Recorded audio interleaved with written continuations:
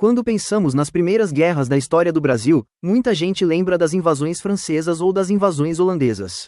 Mas poucos sabem que, poucos anos após o início da colonização portuguesa, ocorreu um conflito considerado por diversos historiadores como a primeira guerra entre europeus em território brasileiro, a Guerra de Iguape. Esse conflito aconteceu aproximadamente entre 1534 e 1536, na região da capitania de São Vicente, atual litoral sul do estado de São Paulo. Mais do que uma simples disputa local, ele envolveu portugueses, espanhóis, indígenas e até corsários franceses, refletindo a disputa pelo controle das terras recém-descobertas na América. Em 1530, o rei de Portugal enviou ao Brasil a expedição comandada por Martim Afonso de Souza, cuja missão era iniciar a colonização efetiva da costa brasileira, combater o contrabando francês e fundar povoados permanentes. Afonso de Souza funda então a vila de São Vicente, considerada a primeira vila portuguesa do Brasil. Antes mesmo da chegada dos portugueses, porém, a região de Cananéia e Iguape já era habitada por indígenas e frequentada por aventureiros europeus. Um dos personagens mais curiosos desse período era Cosme Fernandes, conhecido como Bacharel de Cananéia. Português degradado, ele vivia entre os indígenas havia muitos anos, exercendo grande influência sobre a população local e sem reconhecer plenamente a autoridade da coroa portuguesa. Pouco tempo depois, outro personagem entrou em cena, o espanhol Rui Garcia de Mosqueira. Ele havia participado das expedições espanholas na região do Rio da Prata e, após a destruição do Forte Espírito Santo por grupos indígenas, refugiou-se na costa brasileira com dezenas de soldados espanhóis.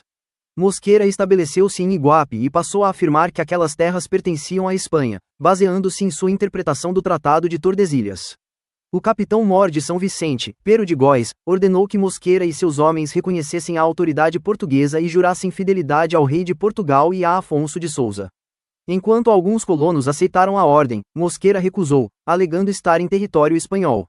A partir desse momento, a guerra tornou-se inevitável. Sabendo que os portugueses preparavam uma expedição militar, Mosqueira e o Bacharel de Cananéia, com o apoio de cerca de 200 guerreiros indígenas, capturaram um navio corsário francês que havia chegado à região em busca de mantimentos.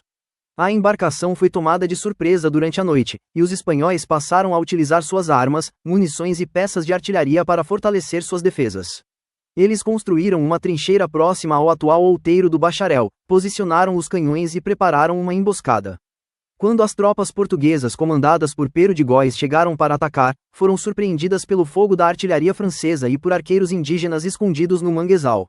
O resultado foi um desastre para Portugal. Grande parte da força portuguesa foi derrotada, e o próprio Pero de Góis ficou gravemente ferido por um tiro no rosto. No dia seguinte, utilizando um navio francês capturado, Mosqueira e seus aliados navegaram até São Vicente. A vila foi invadida de surpresa, saqueada e parcialmente destruída. Fontes da época afirmam que cerca de 2/3 da população morreu durante o ataque, tornando esse um dos episódios mais violentos do início da colonização portuguesa no Brasil.